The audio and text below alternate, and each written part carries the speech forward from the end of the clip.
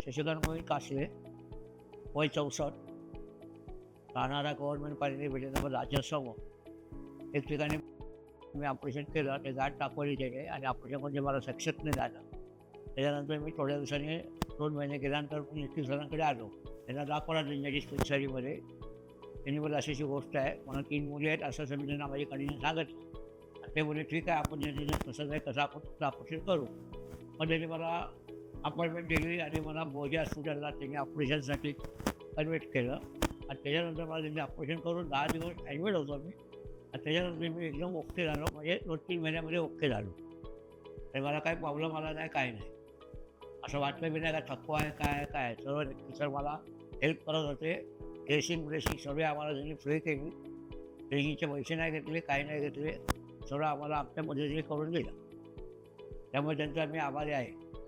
माझं नाव सीमा शशिकांत कासले. मी शशिकांत कासलेंची वाईफ बोलते. त्यांना कॅन्सर आम्हाला आधी समजलंच नाही. आम्ही एका डॉक्टरकडे गेलो तर त्यांनी ऑपरेशन केलं, पण ते सक्सेसफुल झालं नाही आणि परत मग त्यांना त्रास व्हायला लागला.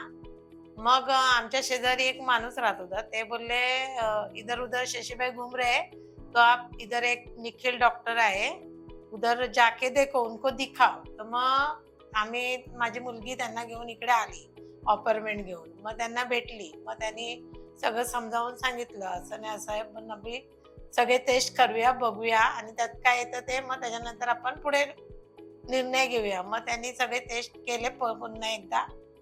मग सांगितलं अमुक दिवशी आपण ऑपरेशन करूया. मग त्यांनी फौजी हॉस्पिटल ऑपरेशन करून निखिल सरांनी म्हणजे त्यांनी त्यांना खूप फायदा झाला आणि त्यांनी आम्हाला खूप म्हणजे व्यवस्थित सगळं निखिल सरांनी केलं. म्हणजे आम्ही पण खूप घाबरलेलो, म्हणजे काय होतं आणि काय नाही, एवढं मोठं ऑपरेशन झालं आणि टेन्शन भरपूर होतं.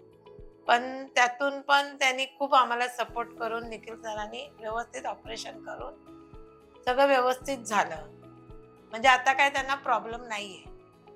मी शशिकांत कासले यांची मुलगी आहे. आम्ही 3 बहिणी आहोत आणि जेव्हा आम्ही डॉक्टर निखिल सरांना भेटलो तेव्हा आम्ही तिघीही खूप घाबरलेलो की म्हणजे 65 वर्षामध्ये माझ्या वडिलांना कधीच काही त्रास झाला नव्हता. सो आम्ही नंतर निखिल सरांशी भेटलो. त्यांनी सगळं सांगितलं की ही अशी अशी गाठ आहे, याचं ऑपरेशन असं असं करावं लागेल आपल्याला. सो आम्ही त्यांच्यासोबत त्यांनी जसं सांगितलं तशी आम्ही ट्रीटमेंट घेत गेलो आणि त्यांनी आम्हाला म्हणजे कोणीही ज्यांना कर्करोग होतो तो माणूस सगळ्यांना अपेक्षा असते की हे वाचणार नाही, हे नाही. सो निखिल सरांनी आम्हाला खूप सपोर्ट केला. सगळं व्यवस्थित सांगितलं की तुम्ही इकडे जा, तिकडे जा आणि सगळं कमी दरात सगळं करून दिलं की म्हणजे आपल्यालाही त्रास होणार नाही याची ते खूप काळजी घेतात.